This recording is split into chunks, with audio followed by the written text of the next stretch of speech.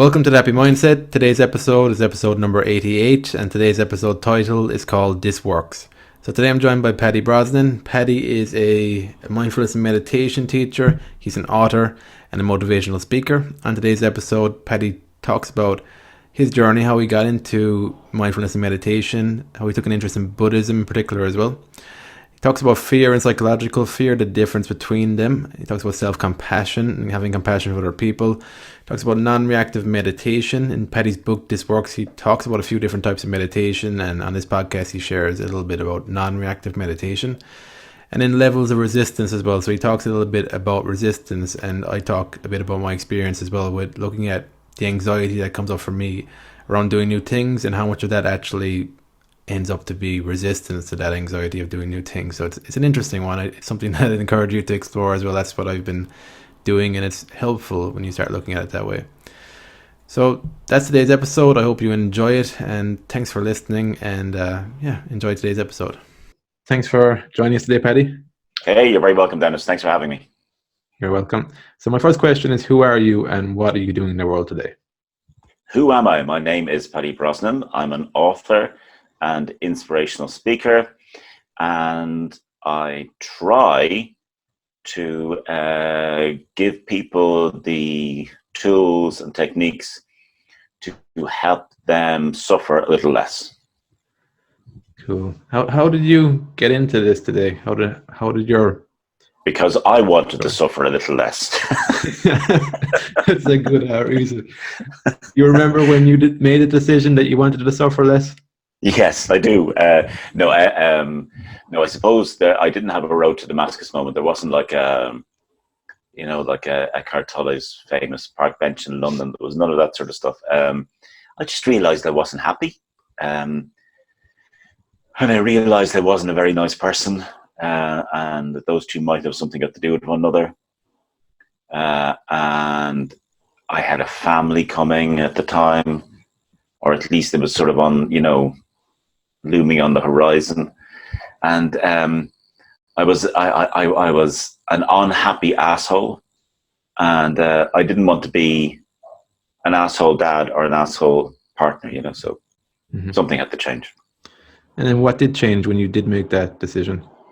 Well, everything on the outside first. So I obviously decided it wasn't anything that really got to do with me. I didn't actually decide that, but when we start to try and change, I think, everything outside gets changed first. So my job changed, the countries I lived in changed, my career then changed, absolutely everything, until you're left facing the truth that you probably knew all along, which was, this may not have anything to do with anything outside. This may need some work on me. And then you get to the big SH1T moment where you sort of go, damn, what does that look like? Because it's easy to change. Changing jobs is a matter of drawing up CVs. Change is a matter of, re-educating yourself. Changing countries where you live, that's just moving. And all those things logistically are easy to do. And there's a roadmap for them as well. You know how to go about them. But then when you come to the realization, crap, I may need to change something inside, or how I am as a person, how I exist in the world, there's no roadmap for that. There's no, there's no sort of easy sort of fix for it. You just have to put the work in. It isn't like you can't write up a CV to change how you view yourself in the world and then send it off and somebody approves it and it comes back. But yeah, you're changed now. So where did you start? Badly. So I started with, I think when you sort of go in, you start looking at thought change techniques, and you start going down that road, and you start looking for inner peace. You sort of go to the more superficial of the things first, and you think, okay, so it must be listening to whale music before you go to sleep. It's not, by the way, just in case anybody is on this journey and thinks that's a good place to start. Or, you get sort of like sucked into the whole a law of attraction thing, and there's all this sort of things that pop up, and then I think most people kind of go hard on themselves then and think, okay, well, I really must, change fundamentally everything about me. I must, that must all, root and branch change must take place type of thing. And of course, that's not really the answer either. And eventually you sort of come on some approach that's appropriate for you. But whatever that approach is, where it leads is to an awareness of yourself and how you are. So it doesn't matter what approach that is that you take. Where they all will lead is to, if they're going to work, is to give you a more insightful view of what's going on inside you, how you exist in the world, how you relate to the world, and a realistic and honest one. Mm. You remember when that started clicking for you, when you started realizing that? Actually, you know what, Dennis, that's a really good point. And like, I've spoken to and had the great privilege to teach thousands and thousands of people how to do this. And almost everybody will say the same thing, and I will certainly say this, is that you don't realize any difference, but the people around you start to notice. So when you put in work, to start to develop your awareness and, to sort of catch your reactivity and, to sort of be a little bit more calmer with the situation, circumstances, and people around you, you don't necessarily notice that at first because you're just being, you know what I mean? You're just doing. But people around you will sort of start to notice. And I do remember, friends of mine sort of saying things like, is everything okay, Paddy? You all right? Like, is everything okay with you? And I would just, yeah, fine, why? And this is like 15 years ago. I would say, yeah, fine, why? It's just you seem a bit different in yourself, a bit odd. What they meant was I was less of an asshole and kinder, is that they're actually trying to get at. And, the world didn't revolve around me all of a sudden. And I began to realize that. But so most people's sort of first inkling that something is benefiting them and the people that they love comes from the people that they love, not from them. Mm-hmm. And when did you start realizing for yourself you had more peace of mind and more clarity in your own mind?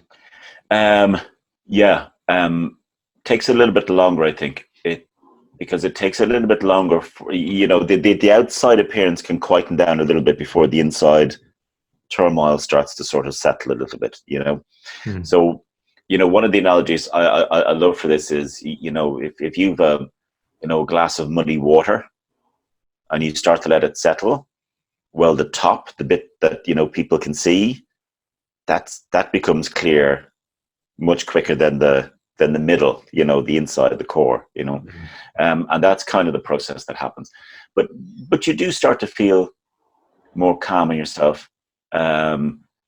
I think one of the greatest sort of things that you feel once you start to develop awareness, and in my case through the practice of mindfulness, would be you begin to be more compassionate towards other people. So, when your friend or partner or whatever comes in and they've had a bad day and you're getting the tail end of that, you're being, oh, why didn't you do this? And why isn't that done? And geez, I asked you that this morning. What's going on? Yeah. Rather than reacting to that, you can sort of see, wow, they're really having a bad day, and that would be a completely different reaction from the one you had before you started, to sort of put some work into developing your awareness, When did you start exploring Buddhism? Now, okay, so for me, I started to look at meditation, and then I started to look at mindfulness, and then those two really resonated with me and really gave me the ability to be calm and to enjoy some peace of mind. One of my favorite phrases is that we should all learn to rest in the quiet heart of calm. And for me, those two practices, mindfulness and meditation, and indeed they cross over, allowed me to rest a little bit in the quiet heart of calm. So I decided, because I would have a fairly analytical mind, I decided to figure out, where these came from. Where does meditation come from? Where does mindfulness come from? And when you trace their roots back, although meditation is obviously eons old, but certainly when you trace back the roots of where they came together as a sort of a way to develop inner peace, it was with Buddhism. So then there was a logical step for me, if you like, okay, well, if the stuff that's helping me comes from there, I should maybe have a look at that, which I did. Mm. Well, what did you learn about Buddhism? Or some of the key takeaways for you? Wow. Or did you have any misperceptions of Buddhism before you started learning about it? I knew nothing about it. Okay. I knew absolutely, I mean, like, I thought Buddhism was, I mean, I assume you, Dennis, grew up in Catholic Ireland, where I thought everyone believed in a God. And I was in my 30s before I realized that a third of the planet doesn't hold that belief at all. That, which came as a great shock to me, and certainly when I approached Buddhism, I approached it from the only framework that I had, which was the Catholic school-fed system that I had grown up in. And I mean, you probably couldn't have a worse grounding to approach Buddhism from than that one. But at least it showed you the stark differences between the two, because Buddhism is just a philosophy of how to eliminate suffering from your life. And religion is religion, and the two of them have sometimes got very little to do with one another. And sometimes they have a lot to do with one another. Mm. So how about fear? So you make a distinction in your book, This Works, between psychological fear and fear. Just expand a bit more on that. Yeah, I mean, fear is a felt sensation in the moment, brought on by an actual something happening. So there's a car coming towards you, you're afraid, you'll have fear. And fear will always produce a reaction, fight, flight, or freeze, the classic three reactions. So if there's a car coming towards you, your normal reaction is to jump out of the way, based on the fact that your previous experience has taught you that standing and getting hit by it is probably not the wisest thing to do for your longevity. So, fear will enforce a reaction. But psychological fear, or most psychological fear, can be summed up as anxiety. And whereas fear is a reaction to an actual event, anxiety or psychological fear is a reaction to a presumed event, something that you think might happen. And they're not the same, because one is definite and the other isn't. But the reactions that our body and our neuropharmacology and how we react to them is exactly the same. So, a presumed fear of something that might happen in the future and the anxious feeling that comes with it will produce the same fight, flight, or freeze response as an actual fear.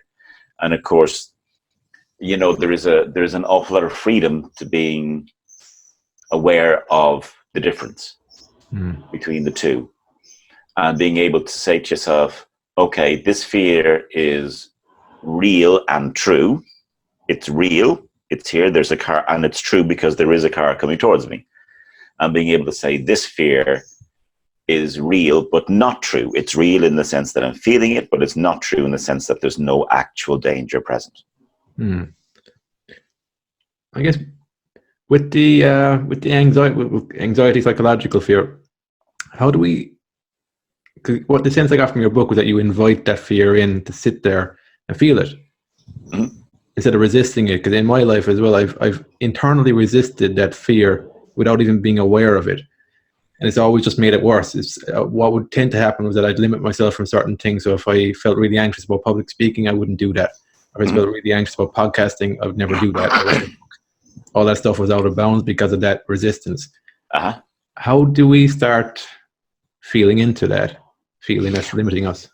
Yeah, well, I mean, actually, one of the words you just used there is something that I'd love to come back on maybe a little bit later on, and that's that word resistance, because almost all of our suffering boils down of that one word, almost all of it. But I mean, when we invite that feeling in, so what we have had a tendency to do, particularly in Western society, is that when there is a feeling that we consider unpleasant or bad, which is genuinely just a label you put on it. A judgment. It's literally a judgment, a label you put on it. But when we experience something like that, our almost automatic response is to just push it aside, get rid of it. And as you clearly from your own felt experience have discovered, that's probably about the most counterproductive thing you can do. Whereas if you can exist with it for just a little while, I'm not suggesting that you exist with it for your life, but if you exist with it for just a little while and you say, okay, I'm feeling something, and what is it? Okay, it's anxious. I'm feeling anxious. All right, well, what am I feeling anxious about? I don't know. Okay, so anxiety or fear or anger or whatever it is that we normally would push away, you stay as long as you want. You're really welcome, but I'm going to actually deal with the situation, whatever the hell it is, as made you visit right now. You can stay and watch, but I'm going to deal with the situation. And I know that sounds really stupid, but literally saying that to yourself, literally saying, you're really welcome, hang around. You're not taking over, but certainly hang around. And then examine the feeling. Okay, now I'm feeling anxious. What am I feeling anxious about? Well, I'm feeling anxious about, the fact that I have to go to dinner tonight and there's going to be people there that I don't know. Okay. So what can I do about that? Is there anything wrong? First of all, is there anything wrong right now? Is there anything in my environment now? Is there anything happening to me right now that I need to be afraid of, need to be anxious about? Okay, no. All right, so cool. There's nothing wrong now. So what about this dinner later on? And then you can rationally and kind of, with practice, granted, kind of sort of tease it out a little bit. And you're either going to come to one or two decisions, let's be honest. You're either going to take part in whatever activity that is causing you anxiety, or you're not. But at least the decision will have been yours and made from a rational, calm basis rather than a reactive decision, which is not helpful, And it's certainly okay to go, okay, I don't feel strong enough right now. I'll assess it closer to the time, but right now, I don't think I feel strong enough to go and have dinner with 12 people that I don't know and my partner, whatever. And there's nothing wrong with that. And we have this notion that in order for us to successfully conquer something, we have to go to that dinner or do that public speaking, and you do eventually, but you also have to be a little bit more compassionate towards yourself and a little bit kind, particularly at the beginning, and sort of say, okay, you know what? The kindest thing I can do for me and everybody else actually is to say, just maybe not today. And then next time work it through again, Do you remember when you started becoming compassionate towards yourself? Yes.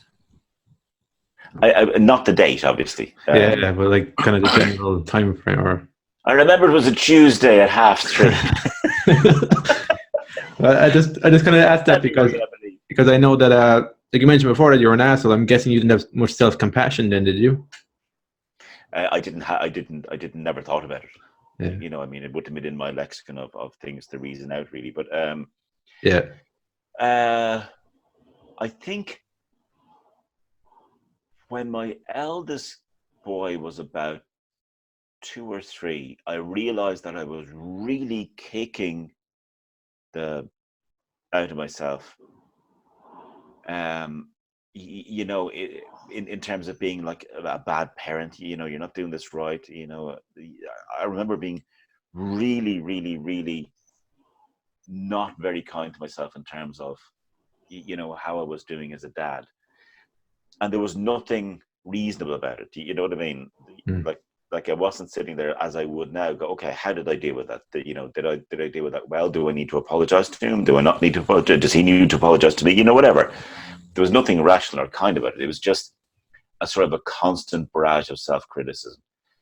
And I think around that time, because I would have been practicing for maybe 5 or 6 years at that time, I realized that my ability to be compassionate to others had massively increased, but my ability to be compassionate to myself hadn't, and that's something I should kind of maybe work on a little bit, and I did at that point. Okay.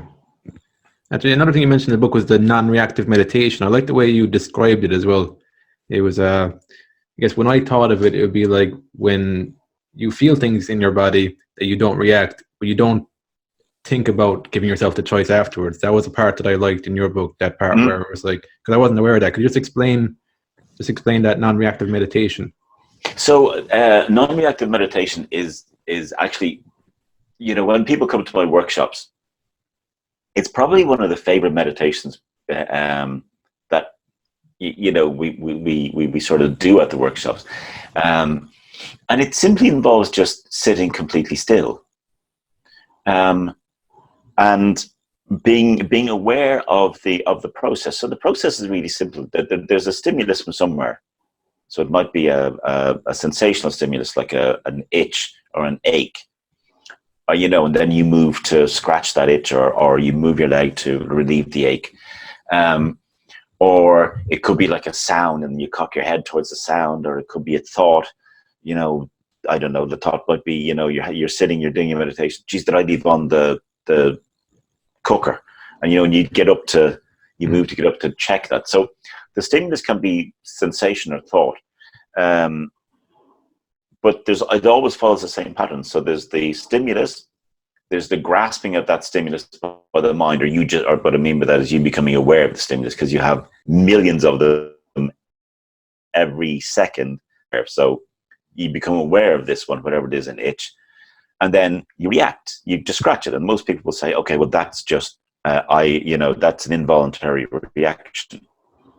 It's only involuntary as long as you're unaware of the process that's within it. So stimulus, recognition of that stimulus, and reaction.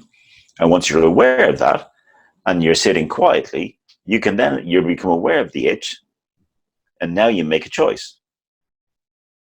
And the choice in non-reactive meditation is not to react to it, just let it be. As a matter of fact, use it as your meditation. So explore what it feels like.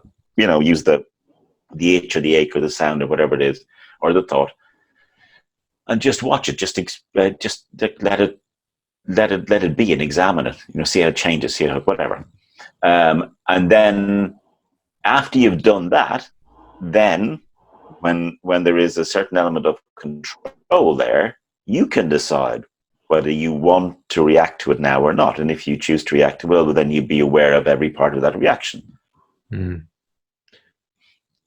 So, like, when you were developing meditation and mindfulness, did it take you long before it started trickling out into your everyday life?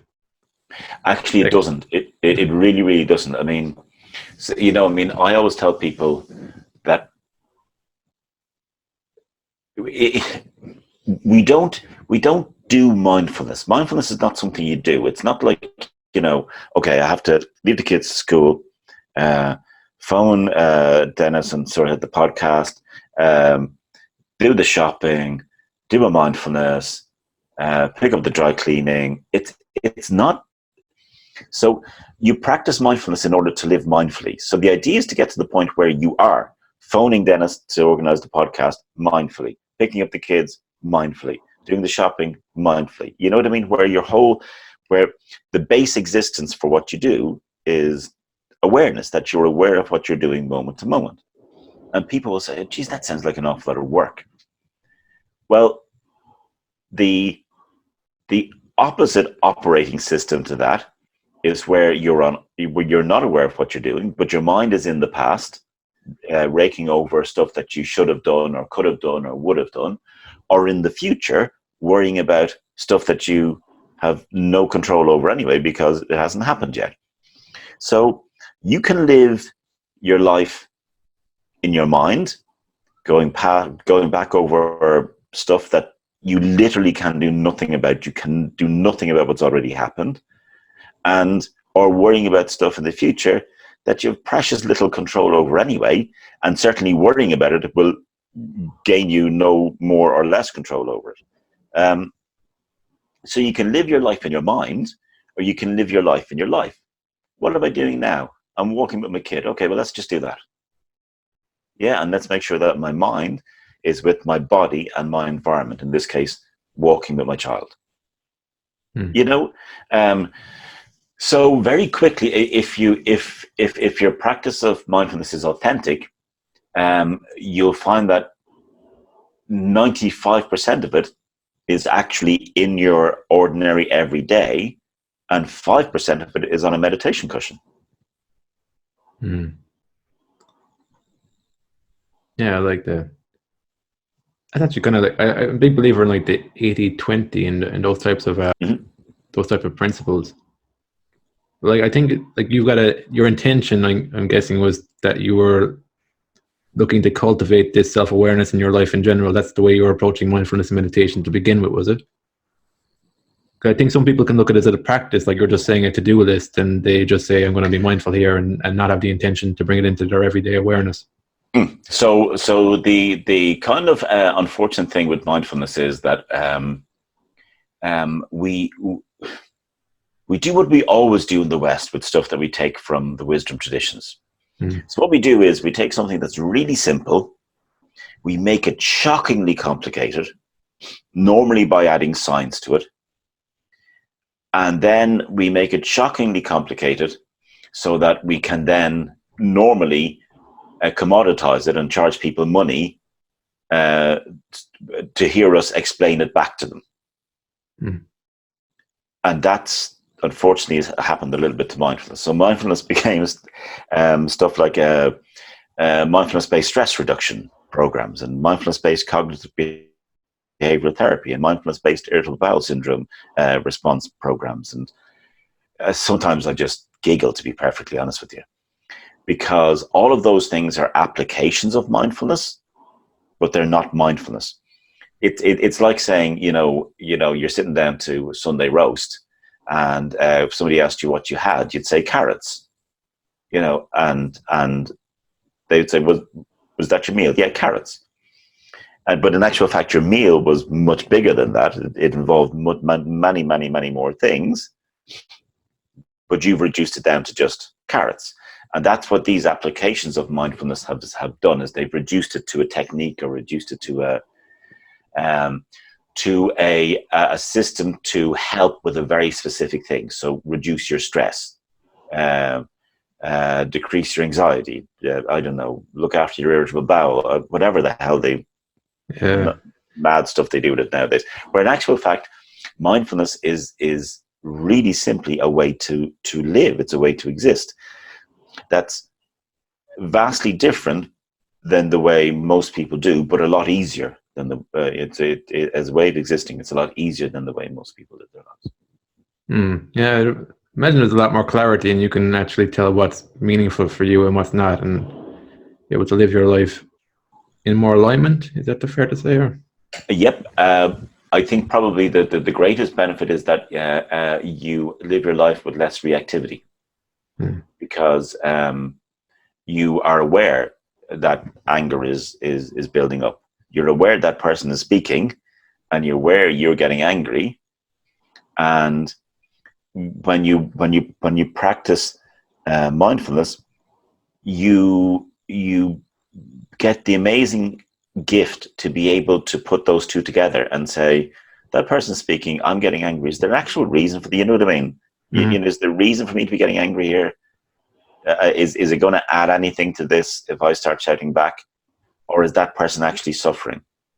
And if there's a person screaming and shouting at you, there's a chance, they're not happy lads, are they? You know what I mean? They're, there's something going on. So one of the greatest gifts of living an examined life or an aware life is the lack of reactivity, and just the peace that brings, to be able to say, to yourself, I wouldn't recommend you say it to somebody who's, screaming at you at the time, but be able to say to yourself,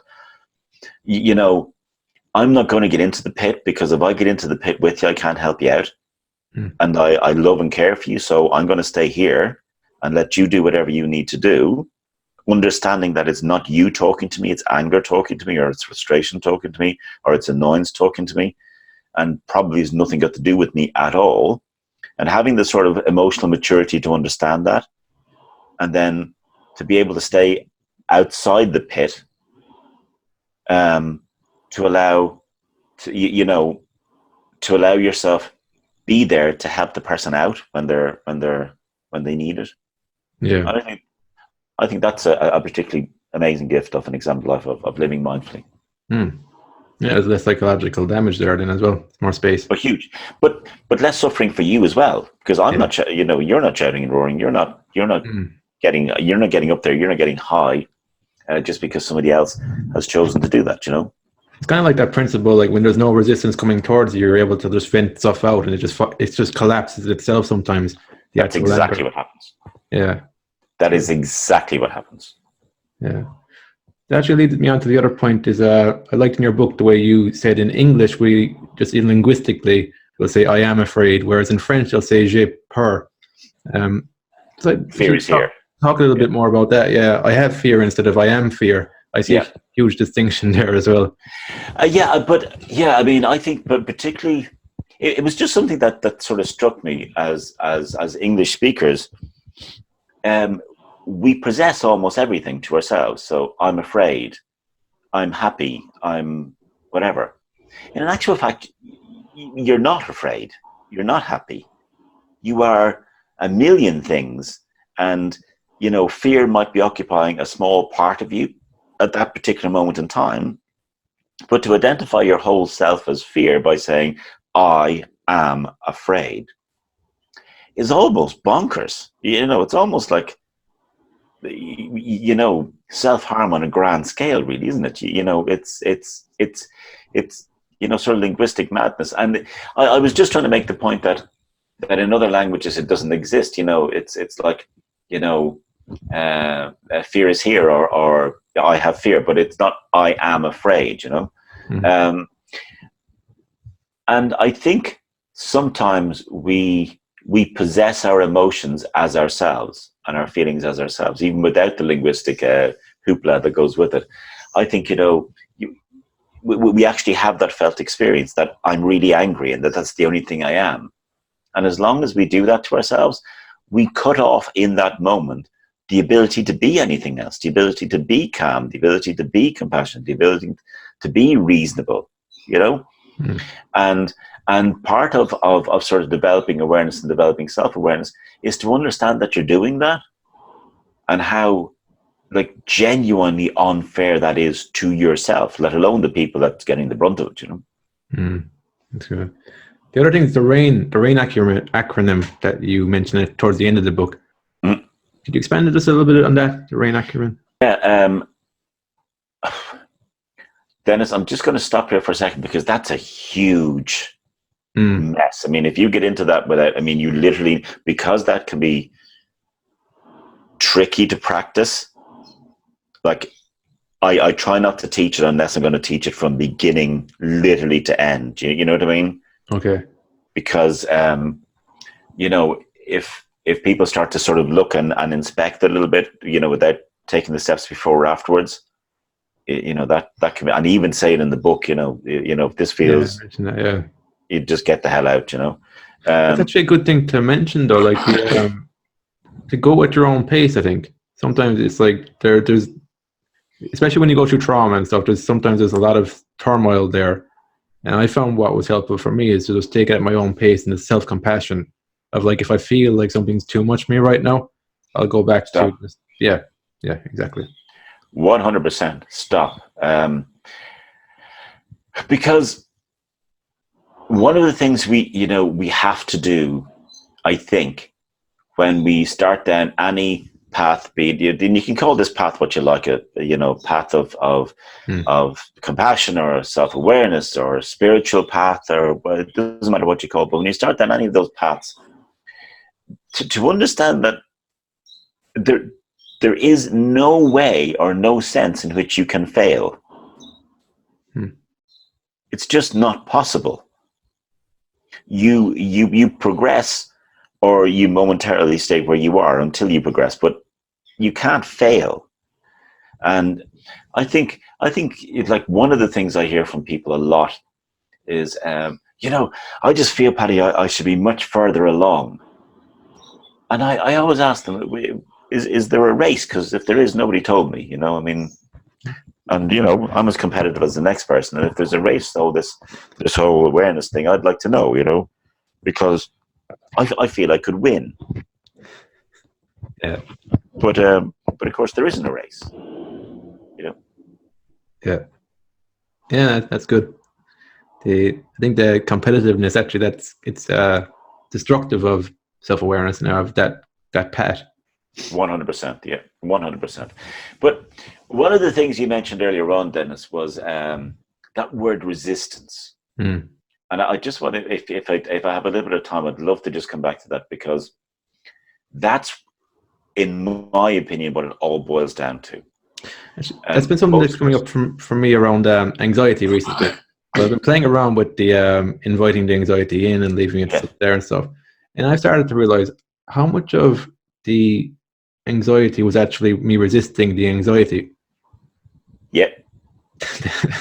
If you want to talk a bit about that, because that's something that I'm kind of exploring right now, because anxiety comes up for me with the podcast, it came up for me writing a book, and I'm starting to realize how much of that was actually me resisting the anxiety that was just coming up from doing new things. Resisting the anxiety, and also resisting the reality of the situation, which is kind of the same thing, but there's a subtle difference. I mean, the reality of your situation was, you decided that you wanted to do a podcast, and the podcast was here. It had to be done. That's the reality. And resisting that caused the anxiety, and then you resist the anxiety. And you just get into this sort of a almost self-fulfilling circle or prophecy, But absolutely, whenever I help somebody with anxiety, or whenever I help, as best I can, I suppose, somebody who is feeling anxious for whatever reason, you will find that there is a decent proportion of that anxiety is their resistance to the anxiety, and it comes in many forms where they feel guilty. I shouldn't be feeling this. I'm a stronger person than this. I shouldn't be, this is just stupid. Why am I afraid of this thing? This is ridiculous. Well, you are. So the reality is you are. So deal with that, not all the whys and ifs and what fors. And then resistance can also come from just the base resistance of, I don't like this feeling and I want it to go away, please. So there's different levels of resistance as well, particularly when it comes to anxiety. But one of the things I've found through my own sort of experience, experientially, and through my own lived life, and certainly from talking to thousands of people, is that the majority of our suffering comes from wanting and not wanting. So wanting something, a thing, a person, or a situation to be, so, and that sort of leads to the hedonistic treadmill as well a little bit, I'll be happy when I get the new car. So wanting that thing, wanting that person to be different or whatever, wanting the situation, or not wanting. So, I want this person to stop saying those things, not wanting the situation to be different, wanting the person to be different, or wanting the experience to be different. So it's that wanting or not wanting. So when we will grasp after something, God, I really need to keep this person in my life, because if I don't, I feel my life wouldn't be complete. I'd fall apart or whatever. We grasp onto something, or we push something away.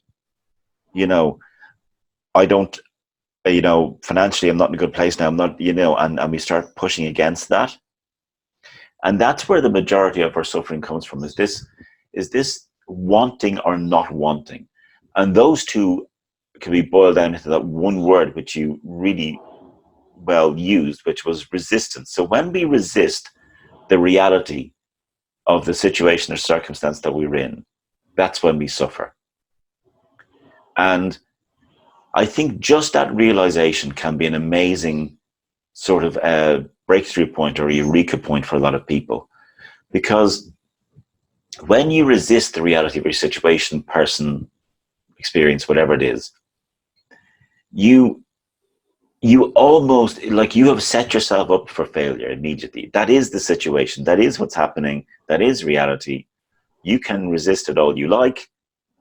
It's not going to change the fact that that's the situation and the reality. So I suppose one of the things that it's really useful to learn how to do is to know when you're doing that, is to know when you're wanting things to be different than they are, by either not wanting them or wanting something else. And if you can develop that awareness of when you're doing that, you know you're pretty close to having, resting in that quiet heart of calm. Because once you sort of break that one, I think the rest comes sort of tumbling down. Because your partner comes in and they're saying something to you, and you resist that. You don't want to hear what they're saying, and you resist it, and then there's an argument.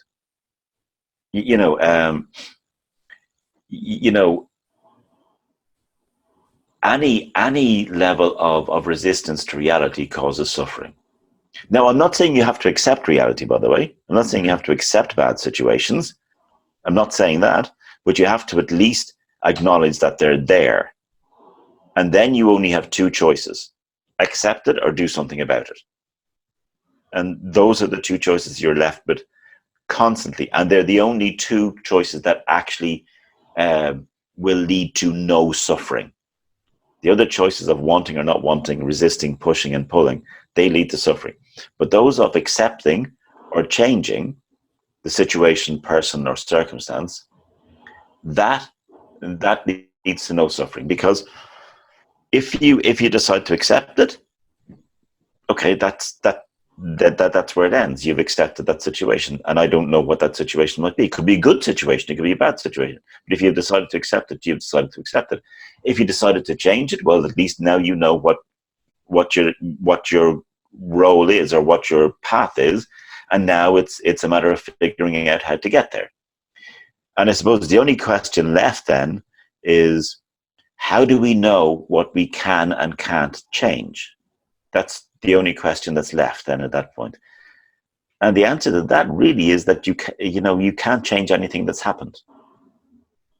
So if it's already happened, you can't change it. So you've only one option left with stuff that's already happened, and that's to accept it. You don't have to like it, and you can certainly learn from it, and you can certainly understand not to do it again or not have it done to you again, whatever the case may be. But you can't change it. No matter what you do, you can't change it. The past no longer exists. It can't be changed. But what you can do is you can change the effect of that past action or situation. But you can only do that now by accepting that it happened, and then deciding what to do about it now. But you can regret it all you like, but it's not going to change anything about it. And then, as far as stuff that happens in the future, to be honest, you can influence them slightly by what you're doing now, but you can't, completely direct them either. So you're left with the wonderful, incredible realization that the only part of your life that you can actually have any influence over is the part that's happening. Any real influence over is the part that's happening right now. And that's where, when you build awareness, you get to the point where you can decide whether the situation that's happening right now is something you want to accept or change. So it's an empowered acceptance rather than a victim acceptance. Oh, a totally empowered acceptance. Yeah, that's good. But a question. That's where calm comes from. Yeah, and centeredness. Yeah, that's good. The other question I was kind of curious about is that, when you start finding the balance between being kind and caring, compassionate towards people, and yet also being strong and being able to take control of the situation. Oh, not being like a pushover. Yeah, not a doormat. Yeah. I actually get this question quite a lot. And I'll be honest, when I started teaching first, it kind of confused me because I thought, you know, why is being compassionate the same as, I didn't quite get why people were linking those two. I do now, I understand it now, but I didn't quite get why people were linking those two together. And I think there is a kind of a misconception that compassion is the same as accepting somebody's behavior towards you. You can understand that somebody is angry and that they're suffering and that you don't need to add to it, and still say to them, preferably after the event rather than during it, and still say to them, look, I understand fully that you've had a really bad day. I get that, but I really don't want you to speak to me like that again. That's not there's nothing uncompassionate about that. As a matter of fact, there's probably something compassionate about it, because you're telling the person, you know, acknowledging. Yeah, stop being an ass, you know. Now, you also, though, through the development of awareness, get the ability to know when to bother.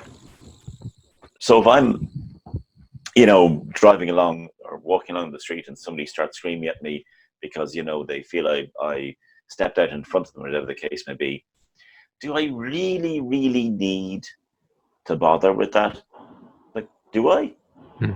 No, I don't need. I can simply. I don't need to suffer myself by getting myself angry, getting myself annoyed, and shouting back and all the rest. But I also don't need to give that person, a life lesson, because they're not in my life. They're not. They don't have it. They're never going to have an effect on me. So why would I sit? I'm not going to stand there and go, listen, I understand that you've had it's not going to happen, is it? So you get the idea to, or at least you get the ability to figure out when and with who it matters. And I see lots of people, like I was in a shop the other day, and a security guard stopped the lady on the way out and asked her to show him the receipt for whatever she'd bought. And she had the receipt, but she got and she was really annoyed and screaming at this man. How dare he stop her? And, it was ridiculous that they didn't have security tape to put on bulky items so that she didn't have to be, stopped on the way out of a shop. And she really, really, really, you could see she was so angry, so annoyed. And those things are personal sufferings. Those are not nice things to experience. And she was suffering so much because A, she had reacted, but B, did it matter what that person thought? Why did it matter? He was doing, even if that person was fully convinced that she was a thief and that, whatever she felt, how did that matter? Why? Just, okay, I've paid for this. Thank you so much. Walk past, just keep going. Do you get my point? Yeah, I get your point. Yeah. Yeah. But like you're saying, I think it's the questions there, you're getting to rational questions there of why does this matter, and reflecting on it. That's what's been helpful in my life, has been whenever I've been irrational and reactive, I would take some time to ask some questions around why was that happening for me, what story was I telling myself, or what was happening, in just an introspective way. That's been helpful. That's given me some distance for the next time it occurs. And actually, distance is the key, because you can only do that. You can only have that sort of that rational sort of kind of dialogue with yourself that will prevent suffering, if you've developed awareness enough to be able to put space between the event and your reaction to it, or the emotional response to the event and your reaction to it. So, this person said something, I feel annoyed, and then I'm shouting back. Somewhere in that little sequence, you need to have awareness to put space in to go, hold on, why do I need to shout back here? You know what I mean? Yeah. Yeah, and that's a good example, because that's quite a common, that type of interaction is quite a common experience of reacting when we feel like we've been wronged done by or something like that randomly. It's good. Oh, I love when people say, I got so annoyed this morning because somebody pulled out in front of me in traffic. Really? Did they? They pulled out in front of you specifically? That was their intention? when they left the house this morning was to pull out in front of you, Dennis, just to piss you off. They actually sat there waiting for you, and then they pulled out in front of you, because that's how important you are to the world, that people actually bother their own lives to take time to pull out in front of you. And of course, that's nonsense. The person pulled out. And in actual fact, if you think about it, the chances are, if they'd seen you, they wouldn't have pulled out, would they? Mm-hmm. You know. And I remember at one of my workshops, there was I felt so sorry for doing it afterwards, but it happened to be in a town where one of my brothers lived. And she said, well, you can say that, but I was actually driving to work just the other day, and a man looked straight at me, pulled straight out in front of me, and he nearly killed me and the person who was in the car with me. Nearly killed both of us. And, even though you might say, no, I shouldn't react to that, well, how am I not supposed to react to that? First of all, just, build awareness, and you won't, I promise you. But then I said to her, hold on, what sort of car, what car was that? And she said, oh, I'll never forget it. It was a black Passat. I don't know what it was. And I said, a man driving with the, slightly browny, blacky hair, anybody? And she said, yes. I said, oh my God, you know what?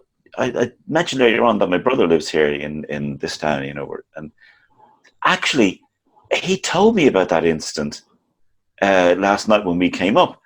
That was actually him. And actually his kid had fallen really badly down the stairs, and he was actually rushing his wife was in the back. Do you remember the lady in the back? And she said, yeah, oh yeah, I do, yeah. I don't know whether there's a lady in the back of the car or not, but and I said, they were actually rushing the kid to the hospital. And her face just changed completely. She said, oh my God, I didn't know. I just didn't know. And I went, yeah. I said, that's bizarre, isn't it? That, that we should have this conversation. And I said, what's even more bizarre is I just made that up. Of course, my brother wasn't bringing his child to hospital, and of course he didn't put it in front of you. But why did you have a different reaction to it when I told you that? Because your first reaction was the correct one. If it was, well, then it should be correct whether or not he was bringing his kid to hospital or not. And she just sat down. Actually, she called me one or two names and then sat down. But rarely is anything happening to us. Stuff is happening and we happen to be there. Now, there are, of course, instances of abuse and stuff where things are happening to us, but rarely in everyday life is anything actually happening to us. Yeah. People don't line up on the bank in front of us. There isn't like a WhatsApp group for people just to line up on the bank when they see us coming in, and they text one another just to piss us off. That's not what happens, Even though it can feel like it can feel it does feel like absolutely. I mean, I was in a post office, in the queue in the post office the other day, and there's a lady in front of me, and she looked at she came in behind me, and there's about 6 or 8 people in front, and she tapped me on the shoulder and she said, are you here long?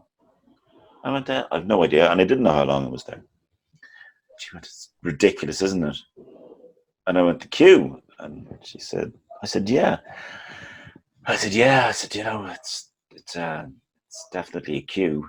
Because I didn't want to build up her clear frustration at this queue. But and she continued to speak to me about the queue, and it really was as if the people in that queue had no legitimate reason to be in a post office. They had no actual business there. They were simply there just to annoy her. And how dreadful, how awful that was, And again, that's just resistance. She was resisting the situation she was in. The situation was she was in a queue. She resisted that and manifested an annoyance within herself and suffering within herself by not wanting that queue to be there. Well, the reality is the queue is there, and you can not want it there all you like. It's still going to be there. But you do have a choice. Accept it or do something about it. If you accept it, then stand there and, take some time to enjoy the fact that you don't have to do anything for 10 minutes. Or change it, leave and come back later. You know, I find breathing helps in those situations for me when I I find breathing helps yeah all the time, Dennis, because without it, you really are screwed. yeah exactly. Cool. Thanks. Great conversation with you, Paddy. I learned a lot today. And where would people find you online if they wanted to find out more about your work? I am at paddybrosnan.com. So www.paddybrosnan.com. Um, my book, This Works, Mhm. is available. Should be available in all bookstores, and certainly if you ask for it, they'll get it in for you if they don't have a copy. And of course, it's available on all the online channels, Amazon, and all the rest, Book Depository, etc. And 2020, I know we'll be running across Ireland, and I think the UK as well, because I don't have enough to do. I think we'll be running workshops in summer and autumn this year. Okay. That'll all be on your Somebody, website, will it? yes, they will. Somebody has clearly decided that I don't have enough to do, and put in another tour just for the crack. Yeah, it's And I good to can be be. active. Well, no, I'd recommend people to give it a read. I read. Thanks for sending me a copy of your book as well. This Works. I enjoyed reading through it, the different meditation, the different mindfulness, and yeah, it was a nice read. Cool. Do you have any final message actually for people to pick up on? Do you want them to pick up on before we leave? The only thing I like really, when no matter what sort of a path you're on, what you're looking for is you're just looking for that sense of being able to live with a little bit of calm and a little bit of ease, to have a sort of sense of peace of mind more often than not. And there's probably no greater gift you can give yourself, and definitely no greater gift that you can give those that you love and care about most than developing your own mental well-being and your own awareness enough and to the point where you exist from a place of calm and peace, where you rest in that quiet heart of calm. Great message. Thanks, Paddy. Thanks again. So until Listen, next. Yeah. thank you so much for having me. I mean, I really, really appreciate the opportunity, and thank you so much for the opportunity. And the work you're doing is amazing, and you should be very proud of it, young man. Thanks, Paddy. Cool. My pleasure having you on. Cool. So until next time, have fun and enjoy the process.